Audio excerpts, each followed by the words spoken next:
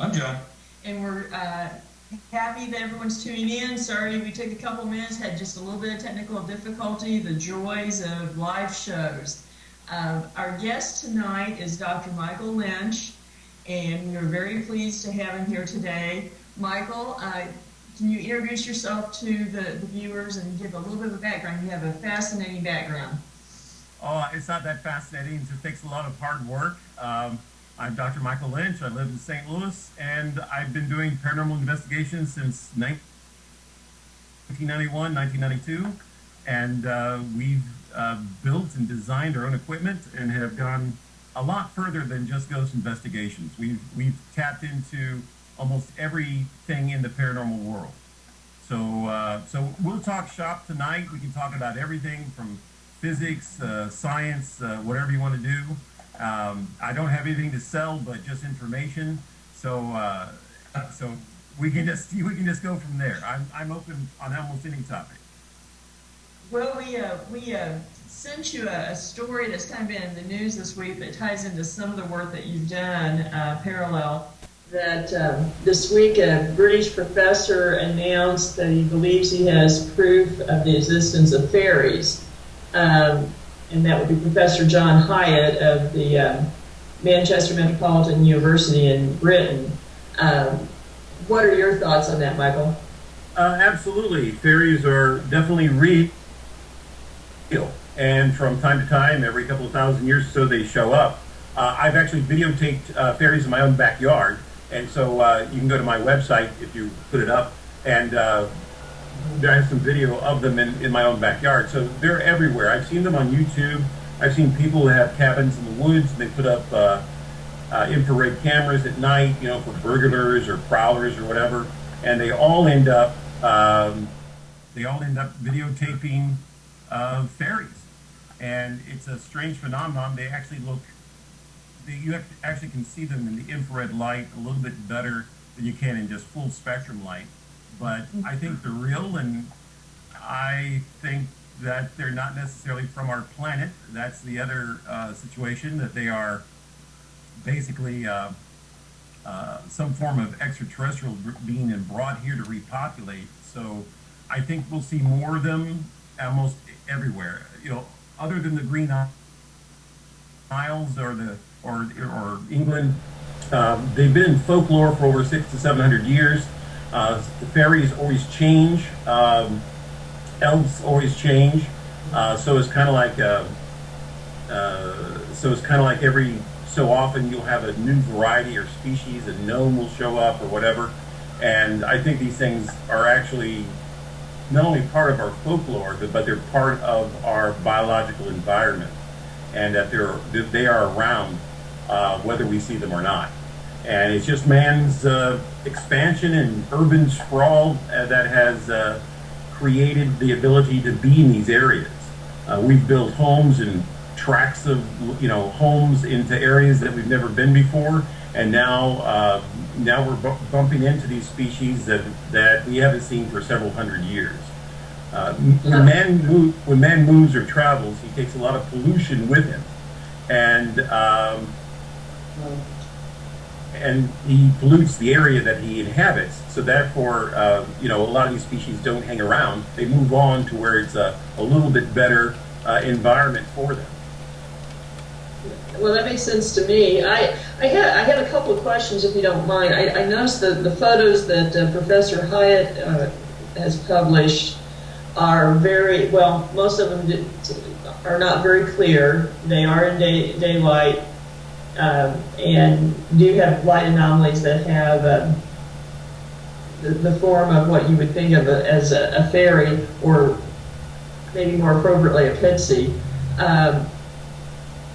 How do you delineate through folklore? There are basically two lines of stories. You have the small fairies that seem to be what people are capturing in pictures, are represented in those pictures, and then you have more of the traditional Irish fairy stories and the Native American stories that are little people, that are beings that are more akin to smaller humans.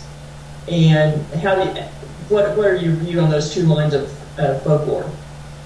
I think that they're really just a different species that are kind of what you see in these photographs, and we have humanized them as we go on, so they become more human-esque. You know, we do that with Disney stories or fairy tales, where we make the horse or the animal more human-esque, and we make them fill a certain human pattern just for convenience of telling the story.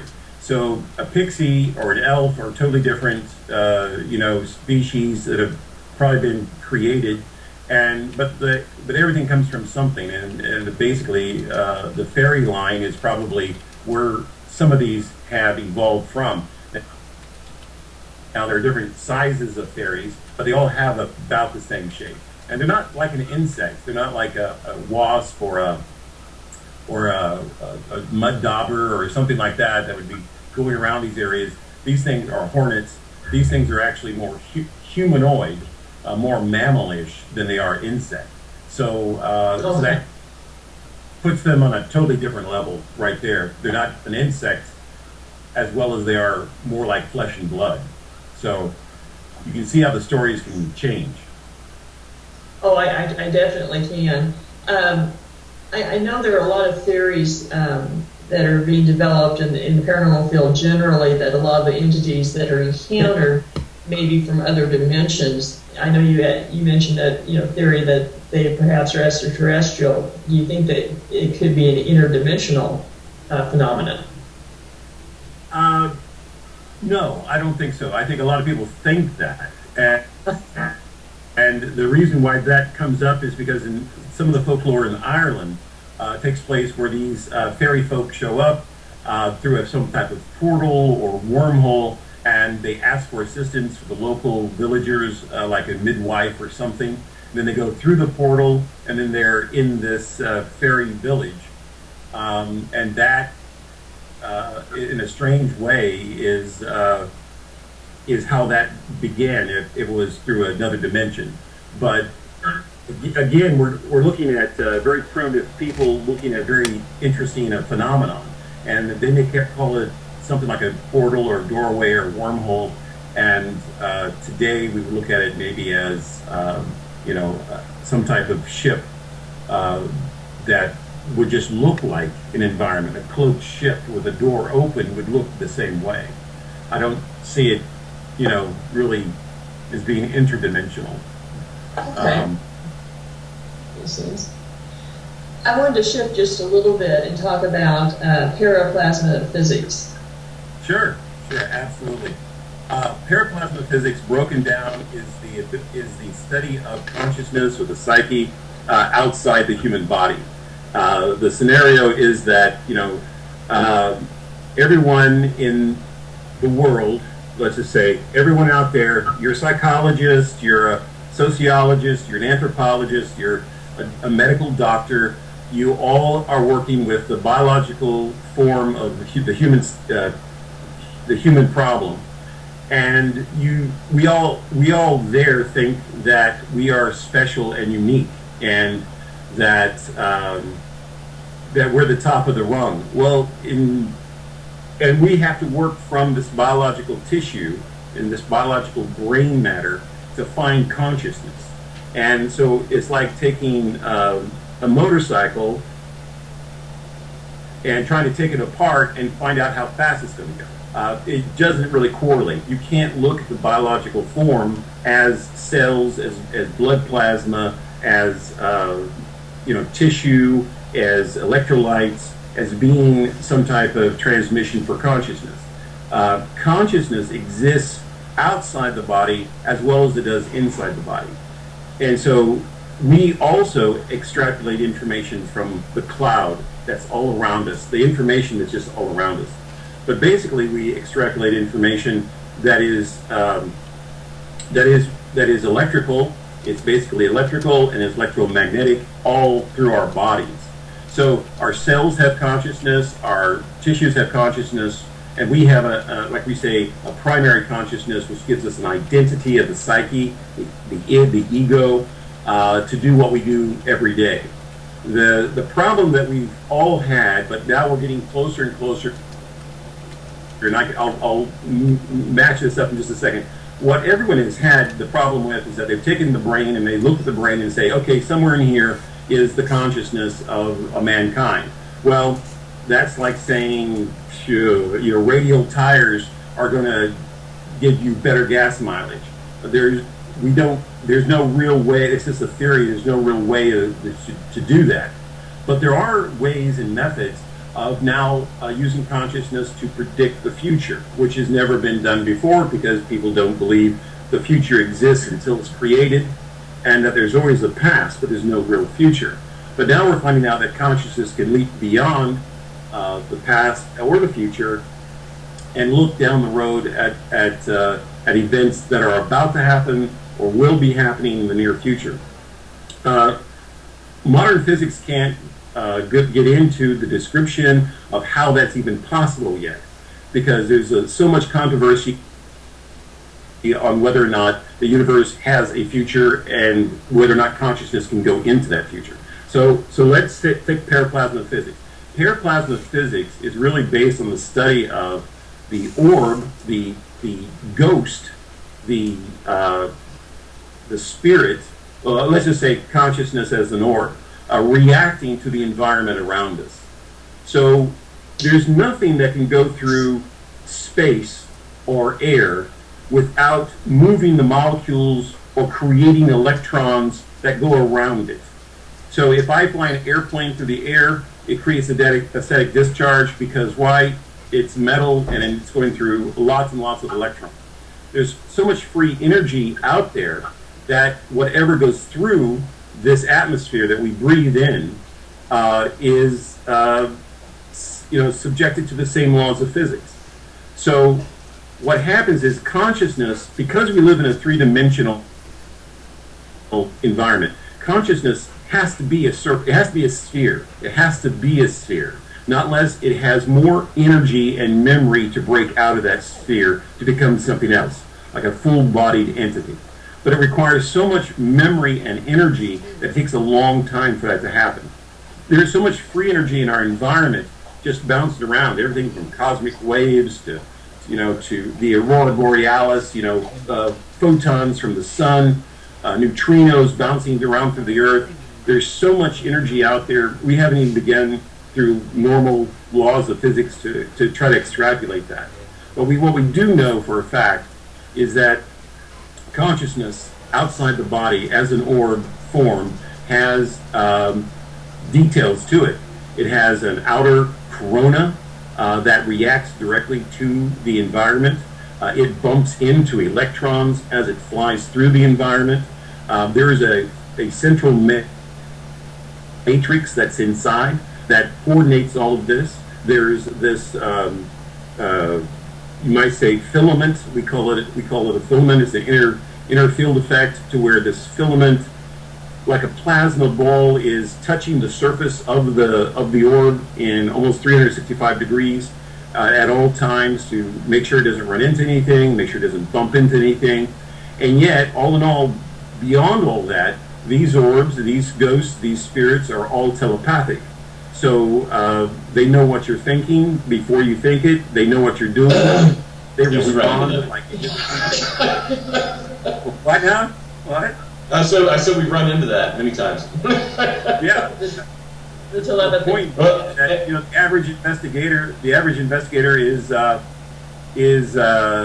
outgunned before he even gets started. He's outgunned physically, mentally, and equipment-wise before he walks into a haunted area. There is no way that anyone can tell me that they are totally prepared at 100% of the time when they go on an investigation. We're always a step behind. And that is because our adversary, the thing that we're really after, is us. It is us. It thinks like us. It has all the nuances of our intelligence, and yet it has even more, because it can tell if you're nervous. It can judge your heartbeat. It can read your pulse. It reads your mind, and it goes on and on from there. You have to deal with this in a certain way. I was at a lecture one time, and someone asked me, where is memory? And I said, memory is all around us. It's in the cloud. And a lot of our psyche is in the cloud. And I think that's the universal connection that we have with all this. Psychologists and sociologists are they're tracking down, they're brain mapping. They're brain mapping our brains and saying, in this lobe you have memory. In this lobe you have visual cortex. In this, in the pons area you have this, or the endocrine system governs this. And they're brain mapping, but then you sit down and say, okay, how does consciousness work? And they say, well, consciousness works kind of like a dual electrical system. It's kind of AC, DC, kind of goes back and forth to the brain until it finds what it wants, so it can extrapolate memory. If you really look at the way that we're wired to a certain degree to where we can access information beyond us. And when you work with psychics and people who have psychic ability, you know they don't know what they're saying. They'll just start saying stuff. The weapons in the drawer or whatever, and they're accessing information because of the design that their brain is designed under. And they can receive this information a little bit easier than some of the rest of us, you might say. So what happens is that everyone goes out and investigates ghosts. And I'm saying you're not investigating ghosts, you're investigating consciousness that's just outside the human body. And then we've gone to the next level, because the point that I always try to make to everyone out there is that if you look around your room, now I can see you, I'm sorry you can't see me, but my camera is working. I just can't get 3 or 4 people on my screen at the same time. But anyway, if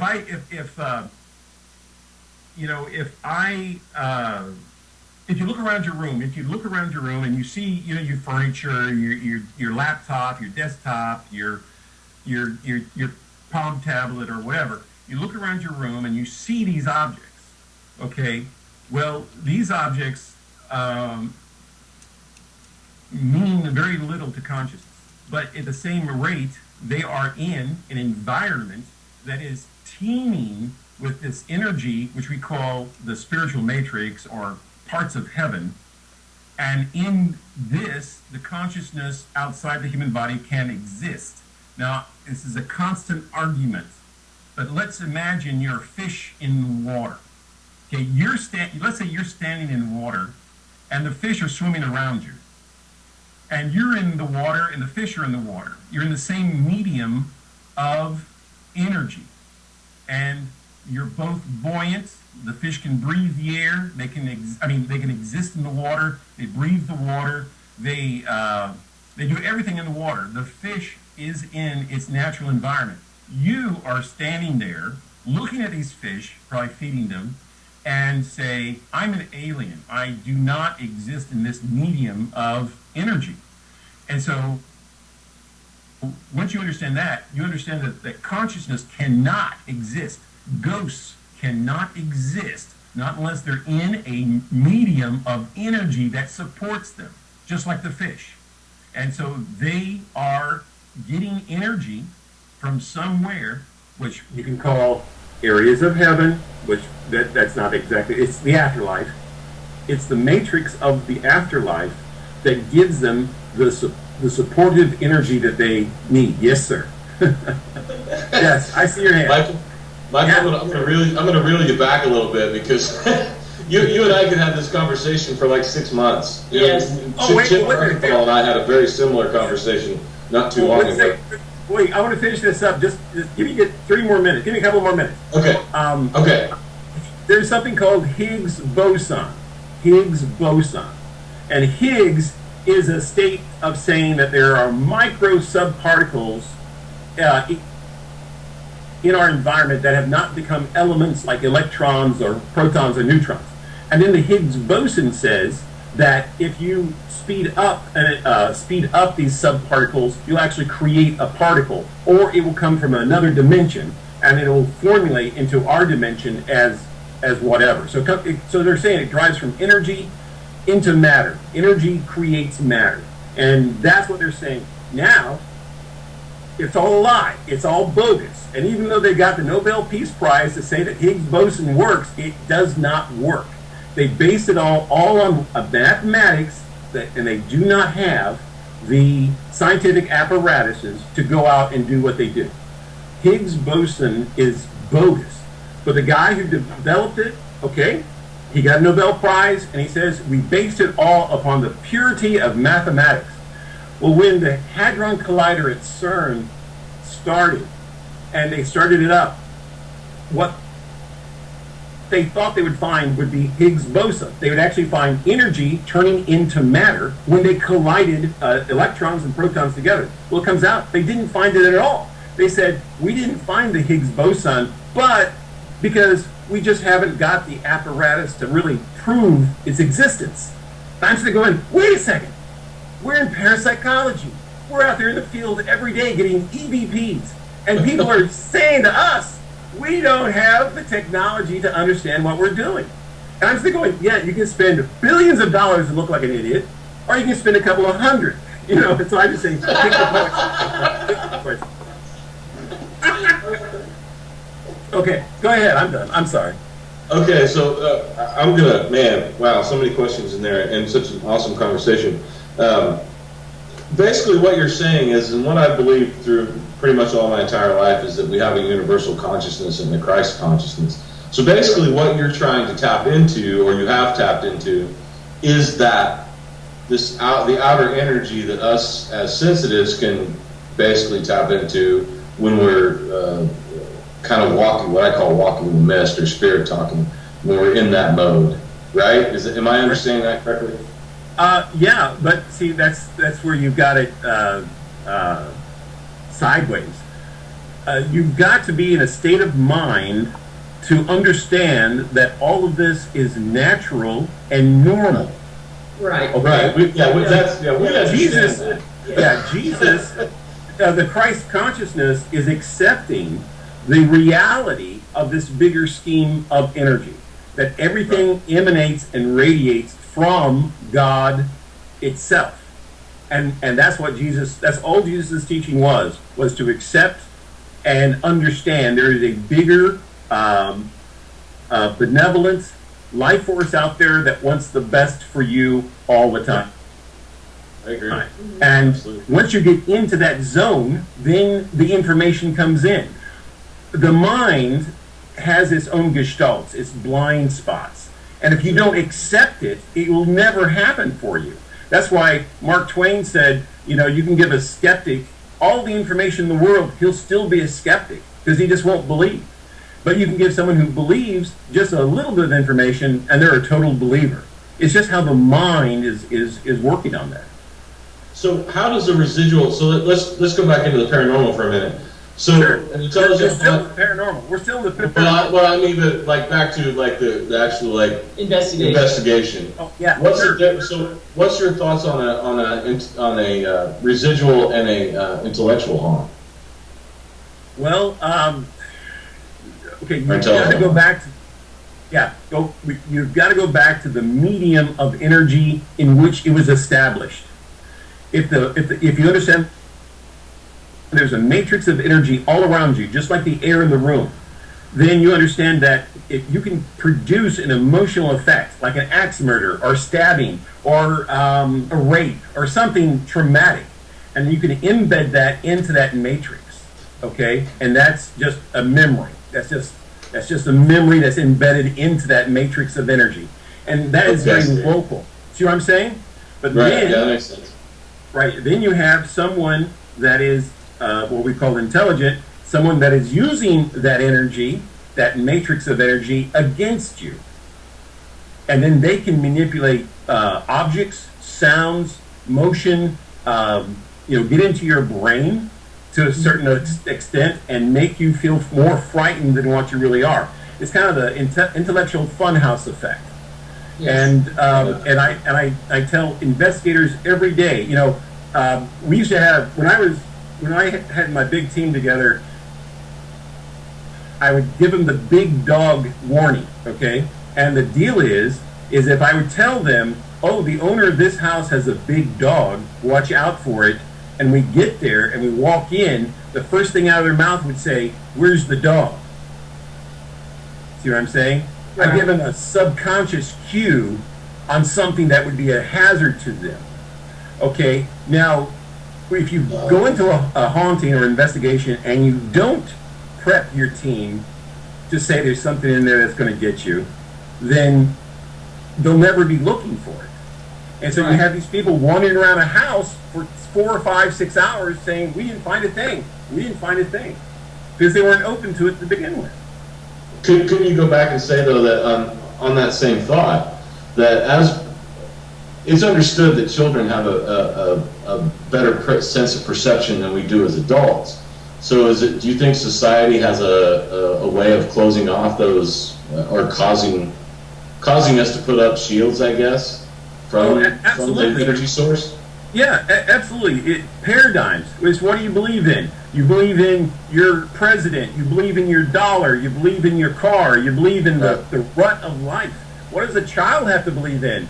They believe in clouds and energy and life. And, there was a guy who came to me and said, Lynch, you're pretty smart. What's the secret to life? And I said, what's the meaning to life? And I said, the meaning to life is life itself. Right. Energy of life is its own purpose. And I go back to kids who don't have a concept of physics, who don't have a concept of right and wrong or up and down, and they'll tell you stuff like, I've seen an angel, I've seen spirits, I've seen a cat, a pet cat that, there are several books out where children have had near-death experiences. They've died for several minutes, saw their grandparents, visited relatives, came back, and then pointed them out in photos. This is before they could probably even talk. Right. They had no perception. There's a preacher's son who's got a book out now. I'm not selling the book, don't get me wrong, but it's called Heaven is for Real. Heaven is for Real, and it's this preacher's son who dies, goes sees Jesus, comes back and says, all this stuff. And so through most of your major religions, they say you have to have a relationship with Jesus. You have to have a relationship with God. You have to have this. You have to have that. And then you sit back and go, well, that 3-year-old kid sure didn't. But he was guaranteed an afterlife. You're guaranteed an afterlife no matter what. No matter what. So you have to look at it. This is not reality. This is an experiment. You are conducting in your life right now an objective experiment, and the other side is watching you mess it up, have fun with it, or do whatever you want to do. Isn't it? Because why? Because I can't read your head, and you can't read my head, so I don't know the pain and suffering and post-traumatic stress you went through, but I know that you're experiencing it. It's only from your point of view. Lisa and I were actually having this exact same conversation, not quite as intelligent as yours, but we were actually having the exact same conversation right before this show, and I wasn't really sure that I wasn't aware that you were doing these kind of studies. That was the big dog thing. I gave him the big dog signal. But the U.S. taxpayer has paid millions, if not billions of dollars on research to study consciousness as a weapon. And most people don't get this. And I can go out to Langley, Virginia, and go to the CIA, or go to the NSA, or go to the FBI, and they're all either using psychics, or they are training people to become psychic. Why is that? Because there are no laws on psychic spying. You can spy on somebody else. If you're a psychic, a trained technical remote viewer, there is no law. The world is completely open. You can go anywhere at any time and see whatever is going on, and no one can stop you. Now, think about this. Think if we, in our mild-mannered human form, are thinking these thoughts, and we're very young in the biological mix. Think of instead of going to other planets, in a rocket ship that are millions of light years away, where we can go out of our body, go to these planets in a heartbeat, because the matrix of energy is there, and we can technically remote view other planets from our lazy boys and have more data and get there faster than a rocket ship. So why can't extraterrestrials on other planets, instead of going out to see SETI, sending RF signals out into space, they're not using RF. They're using telepathy to travel. So when you are out there in the field taking orb pictures, some of those orbs may be from another planet watching how we conduct our lives, as well as being dead. Because a technical remote viewer out of his body looks exactly the same as a ghost. And I videotaped him here in my house, so I know. So I mean, if you look at it, we're not looking for ghosts, we're looking for consciousness. We're not looking for consciousness in an empty environment, we're looking for consciousness in a teeming environment of energy. And we can tap into it if we access, or we drop our egos and look into that, then we can learn a lot more. But our environment, you can get in the Hubble telescope and look out as far as you want to see in the universe, and our environment is nothing compared to the environment of the afterlife. Now, let me just point out how big the afterlife is. Okay, this may blow your mind, it may not. This is just for someone to ponder over. If the Earth was an electron, if the Earth was the size of an electron, we would have to travel 100 zillion light years to get to the end of what we would understand as the afterlife. Okay? I think we had this conversation earlier too, didn't we? Yeah, we were talking about So these same concepts, yes. So the whole idea is that all dimensions, every dimension, every other parallel timeline, all coexist in a bubble or a pocket of this energy matrix. So no matter how many you come up with, parallel universes or whatever, there is plenty of room over there. And most of the afterlife is based upon one thing. It's a fractal geometry. So you can continually go into a fractal as far as you want to go, and guess what? It always repeats back to itself. It's never ending, it's infinite. And you can go into a fractal greater than the whole universe combined. So as far as we can see with the Hubble telescope, to right here in the room, it's all the same. Einstein said that if you excite an electron right here in the room, all of the electrons in the entire universe move. They shuffle. And so by saying that, then that means we're all glued to an energy matrix for our physical bodies, but we also have this overlayer of energy, which is consciousness, the energy of consciousness matrix, which supports and maintains our psyche, our consciousness. Now, once you understand that the afterlife, that energy matrix, is only designed for one thing, designed for consciousness, and that our entire universe is based upon that, and we go down to the smallest orb you can find, it will look and obey the same fractal laws as the greatest supernova in space. I mean, yeah, they have consistency. That's very true. I guess here's a question I have, just throwing out, devil's advocate. Why do you think that consciousness in the afterlife is interested in communicating with us and manipulating us? Why are they interested? Yeah. Okay. Here's the best example I've got. I can give you. Here's the best example. You are standing on the sidewalk. Okay.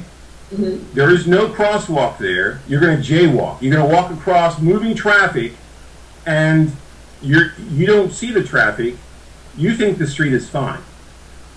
Well, out of love, and that's the only condition that there is, out of love, someone from the other side will say, I see the traffic for 10 miles to the right and 10 miles to the left.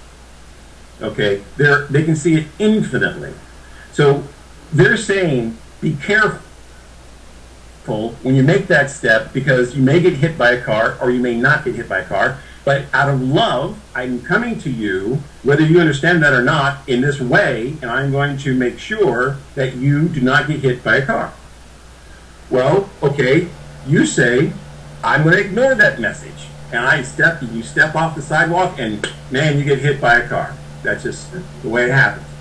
So, a lot of their motives in certain aspects that are from the afterlife are motivated purely by love.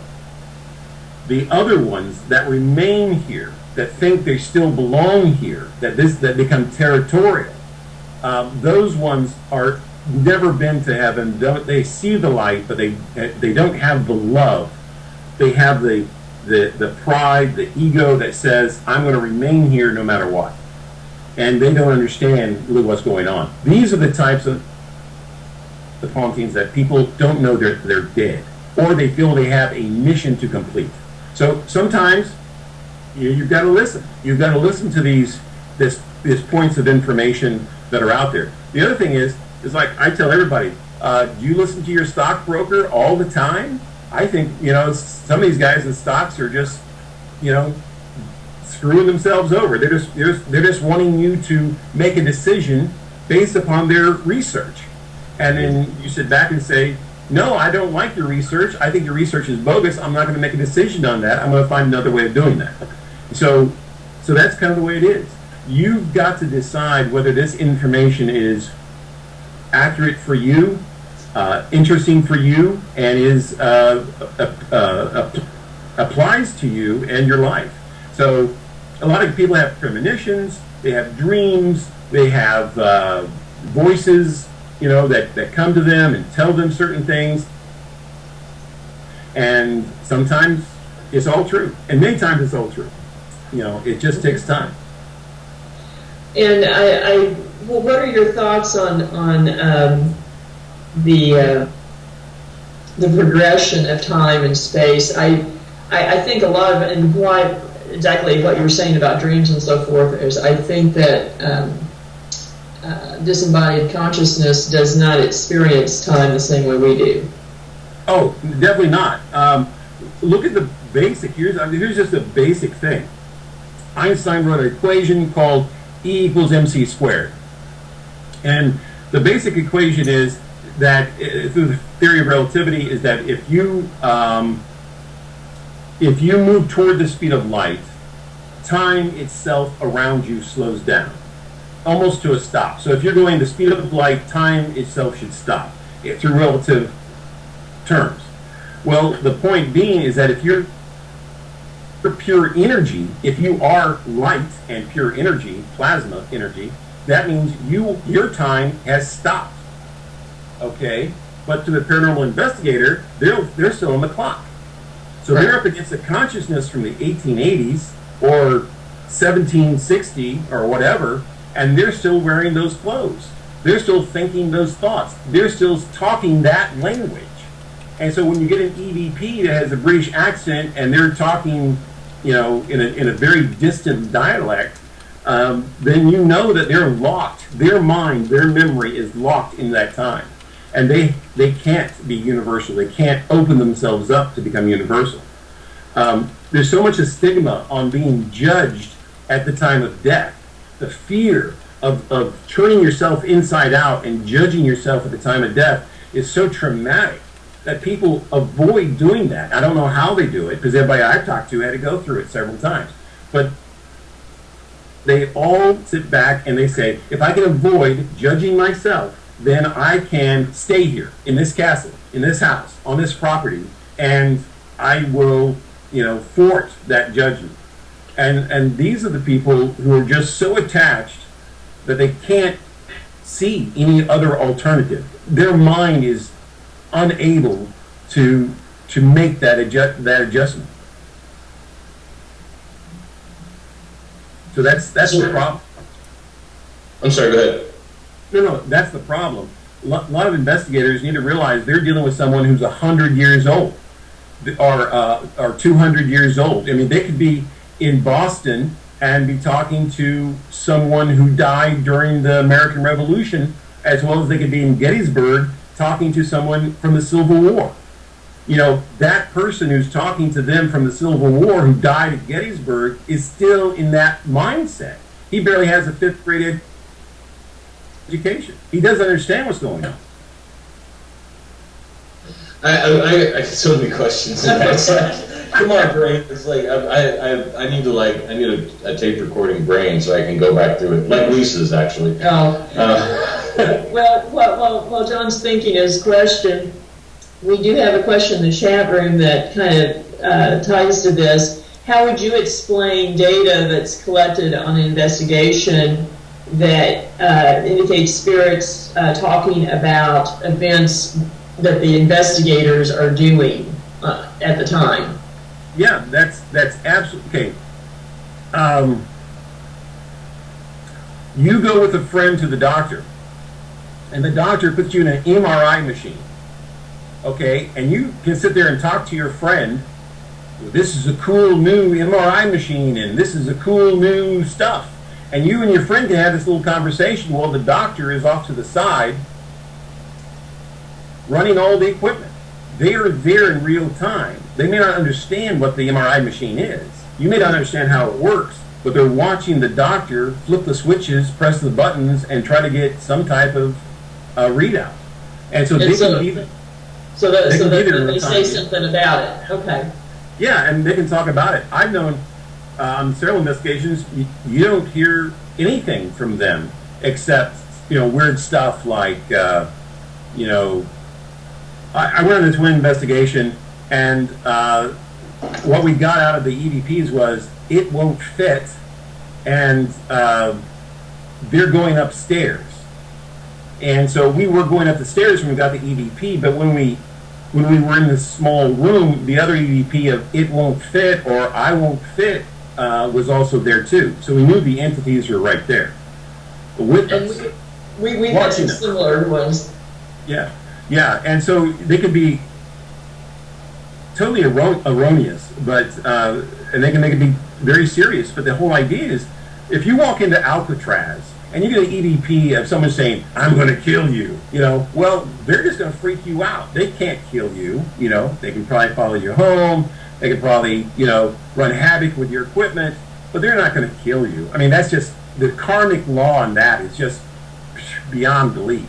There's so much about the karmic law on the other side. It's like they can't lie. They have to tell the truth. If you call for angels, angels are going to appear. Everyone needs to have a certain relationship with either angels, guides, or God. And once you get into that, and you start saying, okay, you're going to try to kill me? Well, that's just fantasy. You're in fantasy land. Remember, from our point of view, our perspective, they're just orbs of energy. Mm-hmm. And they can be ground out. They can be knocked back. They're just energy, propelled by their own consciousness, their own thoughts. So the whole point is that, it's up to the investigator. If that freaks out the investigator, then you have to overcome that. You have to overcome your fears of being attacked, you really have to outthink these guys, because many times people can become more frightened and get on erroneous data, on data that doesn't mean anything, than the actual threat itself. Well, and often you could walk in on, you could almost walk in on a conversation that happened at Alcatraz in 1935 where someone is saying, "I'll kill you," and the investigator interprets it as a threat to the investigator, where the spirit is, is actually in a conversation with another inmate, a guard, etc. And I think people lose sight of that too. Well, we had one just recently that said "kill you," and there wasn't anybody even near it. So yeah, it was talking to itself as far as we know. Yeah. Now, I was in investigation. I was in investigation not too long ago, and what we had was an elderly woman speaking very clearly, but she was not speaking to us. She was speaking to another entity, and she was telling the other entity, "Don't do what it was about to do, and go back to the basement." Once we isolated the situation we were in and what had happened that night, one of the investigators actually got scratched pretty badly. But the whole point was that this entity was going to scratch another person. And there was a primary entity there that said, "No, I don't want that, go back to the basement." And that entity went back to the basement. But that was called what we call a cluster. There was at least 6 different entities there, and there was one primary, and it was a little while getting into that primary woman's head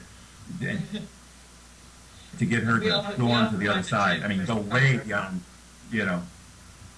so. Very quickly, Michael, why don't you talk just a little bit about some of the equipment that you've been involved in designing? Oh, yeah. I'm sorry. I was going to show it to you. I had to hang up on Eric, I think, or somebody to show it to you. But the equipment that I designed basically is I manufacture it myself. And what it is, my latest development is where I have a high-definition DVR, and it is plugged into a gun-like apparatus.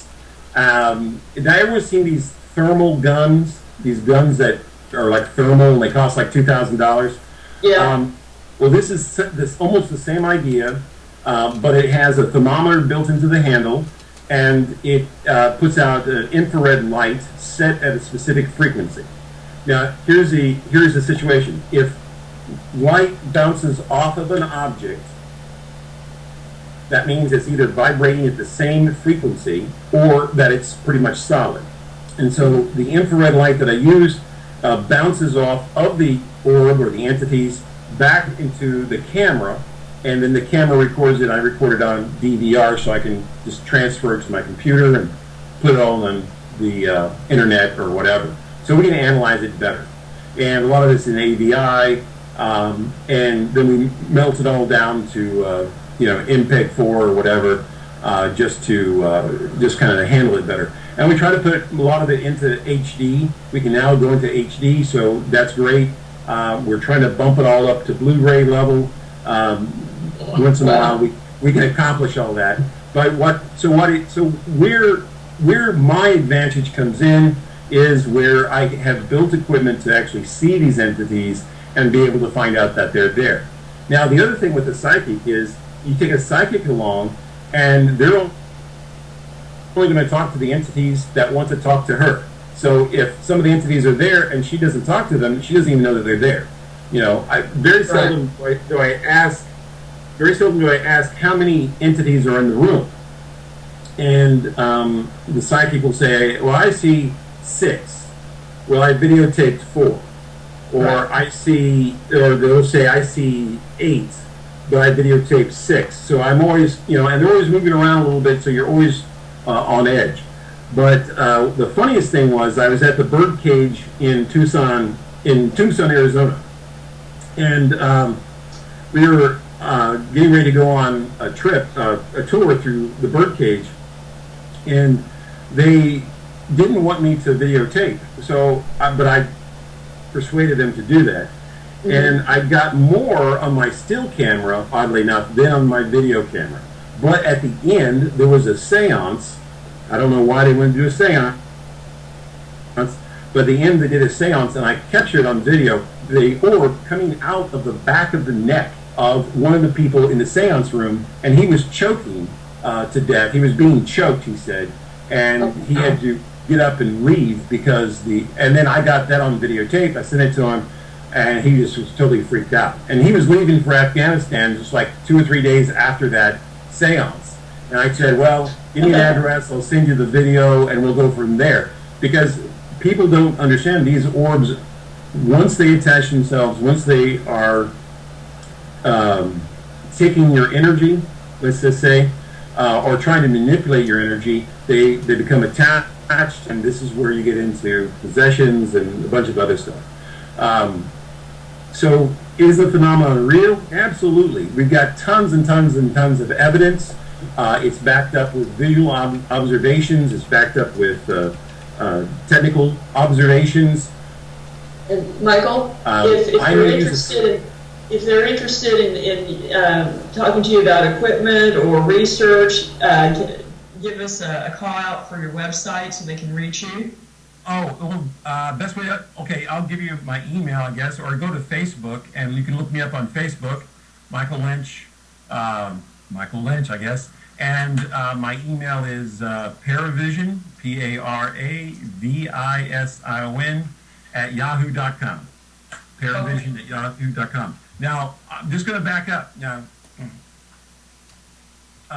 Jason and Grant may have a television show, and Zach Baggins may have a television show, but they are going to be either Jason and Grant are the best roto-rooter plumbers in the paranormal business because they're not anything else. You see what I'm saying? They're not scientists. They're not parapsychologists. They're just guys out there working for their pay. Zach is the same way. If you're using their equipment, you're way behind. You're way behind. When we first got started out, how we started looking for ghosts, and this is even back to this matrix of energy, is that we pulled out what we call a voltmeter. You go down to your electrical Radio Shack, pull out a voltmeter, okay? Because why? You're not looking for ghosts. You're looking for what ghost leaves behind, and that's electrons. So when ghosts fly through the air, they're generating electrons, the static electricity.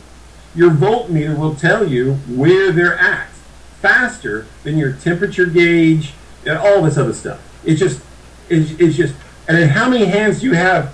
How many hands do you have? You have two. You have two hands. So why can't they put all this stuff together into one apparatus to walk around and get all your data from one thing? I mean, I got people on their cell phones videotaping ghosts in their own bathroom, let alone, everything else. We are into an age right now that we need to really look at the physics of this and not just say, oh, this looks cool, I'll buy it off the shelf. Use it for a couple of weeks and have to throw it away because it just doesn't work. Right, Michael. I hate to wind this up because we can go on for a long time, and we'd like to have you back before long. But we are in the show. Yeah, Eric's going to start yelling at us real soon. Yeah, so, I'm sorry I started late. No. We're fascinated, and we've really enjoyed it, and we'd like to have you back very soon. And John's going to write down his questions. So yeah, I have a ton. But we want to thank everybody for coming tonight. We want to everybody stay tuned for Selena Roan and Alyssa Onyx on Closer Than Death. Thank you all. Thank you very much. See you next week.